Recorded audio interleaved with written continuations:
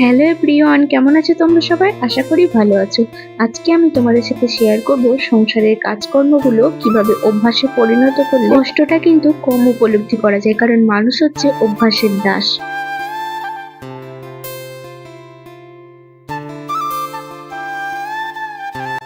Hello everyone, good morning. Welcome back to my channel Rupa Rokomari. Hooghly জেলার এই ছোট্ট গ্রামটা থেকে তোমাদেরকে আবারও অনেক ভালোবাসা জানিয়ে আজকের ব্লগটা স্টার্ট করলাম। আজ হলো বুধবার, ঘড়িতে বাজে পুরো 10টা। সকালবেলা ঘুম থেকে ওঠার পর থেকে ফোনের কাজ নিয়ে এতটা পরিমাণে ব্যস্ত ছিলাম যে সংসারের কাজকর্মগুলো করতে আজকে পুরোপুরি লেট হয়ে গেছে। আমি আগের দিন ব্লগ এডিটিং গুলো সমস্ত রেডি করে রেখে দিই, কালকে আর এডিটিং করে রাখিনি, ভালো লাগছিল না, শুয়ে পড়েছিলাম, শরীরটা একটু খারাপ লাগছিল, ব্যাস হয়ে গেল আজকের দেরি। ফোনের সমস্ত কাজকর্মগুলো কমপ্লিট করে আপলোডে বসিয়ে দিয়ে আমি কাজকর্ম শুরু করে দিয়েছি। যেহেতু আমি ফোনের কাজকর্ম নিয়ে ব্যস্ত ছিলাম তাই বর্মশাই বালিশগুলো গুছিয়ে দিয়েছে, আর জামা কাপড়গুলো কিন্তু বিছানার মধ্যে পড়ি। প্রথমেই জামা কাপড়গুলোকে ঝটাঝট করে গুছিয়ে নিলাম, এবার আলমারির মধ্যে এগুলোকে গুছিয়ে রেখে দেবো। তো চলো ওদিকে রান্নাটাও করতে হবে, ঝটাঝট করে সমস্ত কাজকর্ম কমপ্লিট করছি, যেহেতু আজকে প্রচন্ড পরিমাণে লেট হয়ে গেছে সবকিছুতে। জামা কাপড় গোছানো কমপ্লিট হয়ে গেল, এবার চলে এলাম বিছানাটাকে আর একটু ভালো করে গুছিয়ে নিতে, কারণ বালিশগুলো তো বর্মশাই গুছিয়েছিল অলরেডি। আরো কিছু কিছু জিনিস চারিদিকে ছড়িয়ে ছিটে ছিল, আমি সেগুলোকে একটু ভালো করে গুছিয়ে রেখে দিলাম। বিছানাপত্র যদি সুন্দর করে গোছানো না থাকে তাহলে কিন্তু দেখতে একদমই ভালো লাগে না, আর নিজের মন থেকেও শান্তি পাওয়া যায় না দেখতে। আর এই সমস্ত কাজকর্মগুলো যতই দেরি হোক, যতই আমি ঘুম থেকে উঠতেই দেরি করি আর আমার ফোনের কাজকর্ম নিয়ে যতই লেট হয়ে যায়, এই কাজকর্মগুলো রেগুলার রুটিন এর মধ্যেই পড়ে। তো এই কাজকর্মগুলো আমার করে করে একদম অভ্যাসে পরিণত হয়ে গেছে, সেই জন্য কাজকর্মগুলো লেট হলেও কিন্তু একটার পর একটা ঠিকঠাক করে গুছিয়ে সময়ের মধ্যেই কমপ্লিট করতে পারি। তো দেখো এদিকে বসিয়ে দিলাম রান্না, আর আজকে ভাতটা কিন্তু বর্মশাই বসিয়ে দিয়েছিল। দেখো ভাতটা প্রায় হয়েই গেছে, এবার একটুখানি জল লাগবে, তো জলটা দিয়ে আমি আর একটুখানি বসিয়ে রাখবো।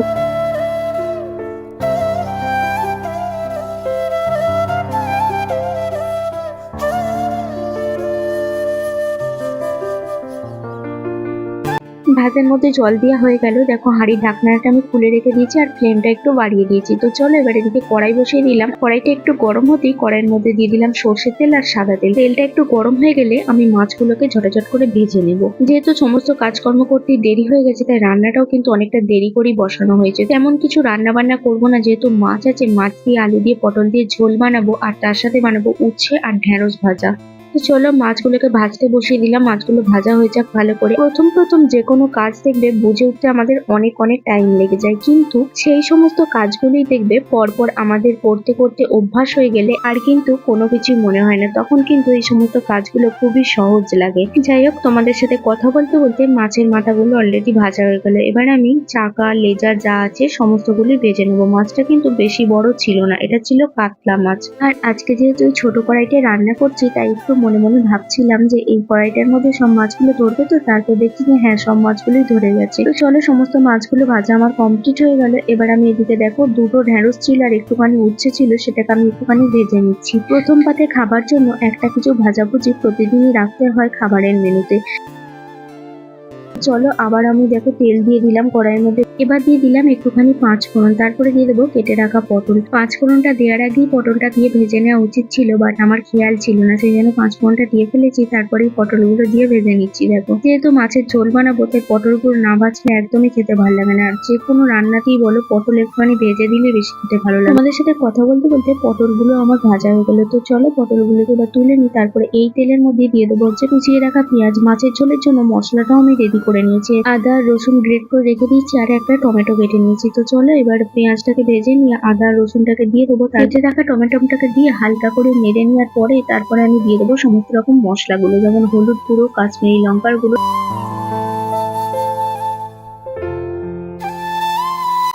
আমি গুঁড়ো মশলার মধ্যে হলুদ গুঁড়ো আর কাশ্মীরি লঙ্কার গুঁড়োটা সব থেকে বেশি ইউজ করে থাকি, আর তার সাথে দিয়ে দেবো কাঁচা লঙ্কা। কিন্তু আজকে আমি মাছের ঝোলে একদমই কাঁচা লঙ্কা দিতে ভুলে গেছি, জানো তো, আমার খেয়ালই নেই। মশলাগুলো দেওয়ার পরে জল ঢেলে দিয়েছি, তারপরে দিয়ে দিলাম একটুখানি টমেটো সস। এবার এটাকে ভালো করে আমি কষিয়ে নেবো। কষিয়ে নেওয়ার পরে আমি পটলটা আর দেখো আলুগুলো দিয়ে দিলাম। আলু আর পটলটাকে ভালো করে একটু কষিয়ে নিয়ে তারপরে একটুখানি নুন দিয়ে দেবো এর মধ্যে। নুনটা দেওয়ার পরে আরো একটু নাড়াচাড়া করে নিয়ে দেখো আমি জল ঢেলে দিয়েছি, তারপরে আমি মাছগুলোকে এক করে দিয়ে দিচ্ছি এর মধ্যে।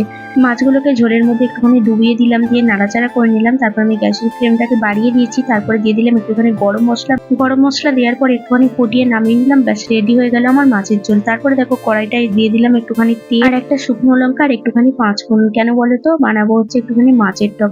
যেহেতু 3 পিস মাছ আমার রয়ে গেছে, তো ভাবলাম যে একটুখানি টক বানিয়ে রেখে দিই, কারণ ভেজে রাখলে না একদম নষ্ট হয়ে যাবে আর খাওয়া যাবে না কালকে। মাছের টকটা বসিয়ে দিয়ে চলে এলাম এই শাড়িগুলোকে একটুখানি রোদে ফেলে দিতে। আজকে রোদটা যা পরিমাণে বেরিয়েছে বন্ধুরা, তোমাদেরকে কি বলবো, সকাল থেকে দিলে বোধহয় আমার শাড়িগুলো পুড়ে যেত একদম। জাস্ট মিনিট 15-20 জন্য একটুখানি রোদ খাই, তারপরে এগুলোকে ভাঁজ করে আমি আলমারির মধ্যে পুড়ে দেবো।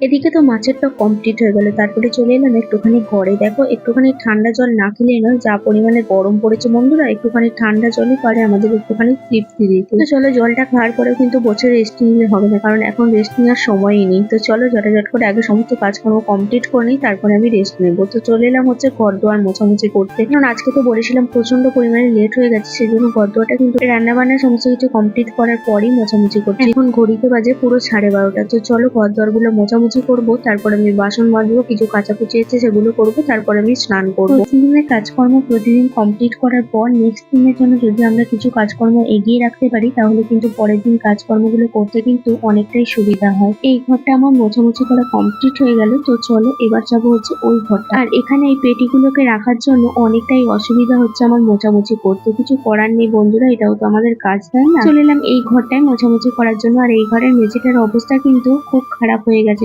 কারণ এই ঘরের মেঝেটা দিয়ে প্রচুর ড্যাম ফুটে। যেহেতু পুরোনো বাড়ি, ওয়েদারের অবস্থা একটুখানি খারাপ থাকলে এই ঘরটা দিয়ে আগে ড্যাম ফুটতে শুরু করে দেয়। তো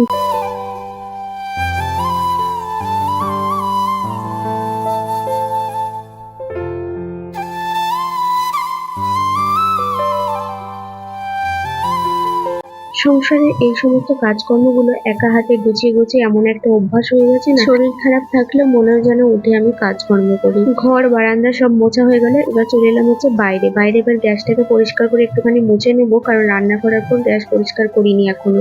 রান্না কমপ্লিট করেই চলে গেছিলাম ঘর দুয়ার মোছামুছি করতে। ঘর দুয়ার গুলো মোছামুছি করে নেওয়ার পরে এখন আমি গ্যাসটাকে পরিষ্কার করে নিচ্ছি। তারপর আমি যেখানে দাঁড়িয়ে রান্না করছিলাম সেই মেঝেটাকে একটু পরিষ্কার করে নেবো। এখানটা কিন্তু প্রত্যেক দিনই আমি মোছামুছি করি, এখানটা কিন্তু একদিন ছাড়া মুছি না, কারণ যেহেতু এখানে রান্না বান্না করা হয়, একটা হাইজেনিক ব্যাপার থাকে, সেই জন্য আর কি। তো চলো গ্যাসটা আমার মোছামুছি করা হয়ে গেল। এবার গ্যাসটাকে না একটুখানি সরিয়ে দিলাম পিছন দিকে, কারণ এটা একদমই সামনের দিকে চলে এসেছিল। রান্না বান্না করে সামনেটা একটুখানি কিছু রাখতে চাইলে একদম রাখা যাচ্ছিল না, সেই জন্য। ঘর দোয়ার মোছামুছি করা, রান্না বান্নার সমস্ত কাজই আমার এদিকে কমপ্লিট হয়ে গেল। তো চলো এখন যাবো হচ্ছে বাসন ধুতে। কিছু বাসন আছে ধুয়ে নেবো, বেশি বাসন নেই, অল্প কয়েকটাই বাসন রয়েছে। বাসন ধুতে যাওয়ার আগে তোমাদেরকে দেখিয়ে দিই আজকে আমি কি রান্না বান্না করলাম। এই দেখো, এখানে রয়েছে ভাত একদম গরম গরম, তার সাথে রয়েছে মাছের ঝোল আলু পটল দিয়ে, তার সাথে রয়েছে উচ্ছে আর একটুখানি ঢেঁড়স ভাজা, তার সাথে তো রয়েছে আমের চাটনি, এটা আগের দিন করেছিলাম, তার সাথে মাছের টক যেটা আমি আজকে বানালাম সেটা। তো বাসন ধোয়া কাছাকাছি সমস্ত কিছু কমপ্লিট করে একদম স্নান টান করে চলে এলাম। তো চলো এবার চুলটাকে ভালো করে মুছি, চুলটাকে আজকে একটুখানি সিঁদুর টিপ পরে নিই। আজকে তো আর পুজো করতে হবে না, বর্মশাই পুজোটা করে দিয়েছে অলরেডি। চলো তারপরে যাবো হচ্ছে খাবার বাড়তে, কারণ এখন বেজে গেছে প্রায় 1:45। মামামকে অলরেডি বর্মশাই খাইয়ে দিয়েছিল, কারণ ওর তো খিদে পেয়ে গেছিল। যেহেতু স্নান করলেই ওর না খিদে পেয়ে যায়, জানো তো, এমন একটা ওর ছোটবেলা থেকে অভ্যাস হয়ে গেছে, মাথায় জল দিলে প্রচন্ড পরিমাণে খিদে পায়।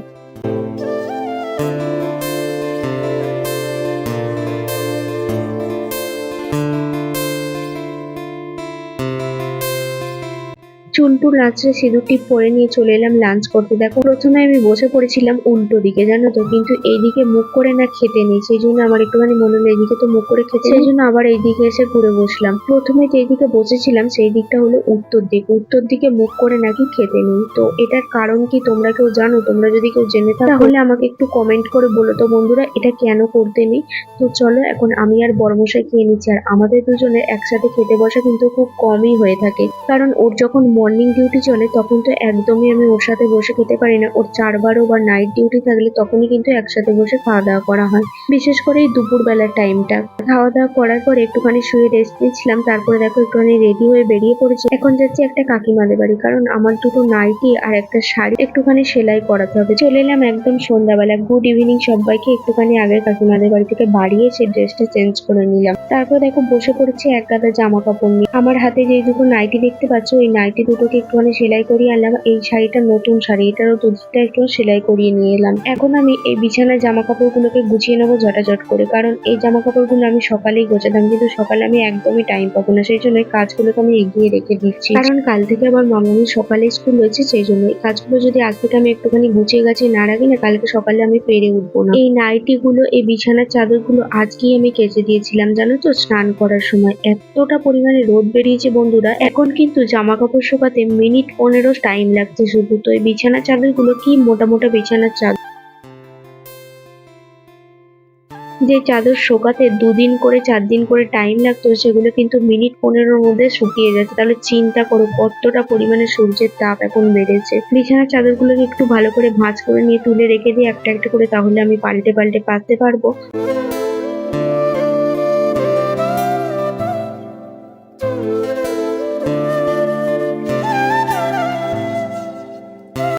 সমস্ত জামা কাপড় আমার গোছানো কমপ্লিট হয়ে গেলে এবার দেখো আলমারির মধ্যে গুছিয়ে রেখে দিচ্ছি। আর এই বিছানার চাদরগুলো না আলমারির মধ্যে আর রাখলাম না, কারণ এই চাদরগুলোকে আলমারিতে রাখার মতো আর একটুও জায়গা নেই। তো সেই জন্য এই ব্যাগটার মধ্যে পুরে রেখে দিচ্ছি। দেখো এই চাদরগুলোকে দুটো চাদর পুরে দিলাম আর একটা চাদর ওই ঘরে রেখে দেবো। তারপর চলে এলাম একটুখানি আলু সিদ্ধ বসাতে, কারণ ওবেলার ভাত রয়েছে, জল ঢেলে রেখে দিয়েছিলাম, এই ভাতটা রাত্রিরে খাওয়া হবে। আমের চাটনি রয়েছে, মাছের টক রয়েছে, আর একটুখানি মাছের ঝোলও রয়েছে। আলু এদিকে আমার সিটি দেওয়া হয়ে গেল। তো চলো এবার আমি গ্যাসটাকে অফ করে দেবো। রাত্রের দিকে আর তেমন কিছু কাজকর্ম নেই, তো চলো ডিনার করে এবার সবাইকে টাটা গুড নাইট করে দেবো। সবাই খুব ভালো থেকো, সুস্থ থেকো, আবার দেখা হচ্ছে নেক্সট একটা সুন্দর ব্লগের সাথে। টাটা।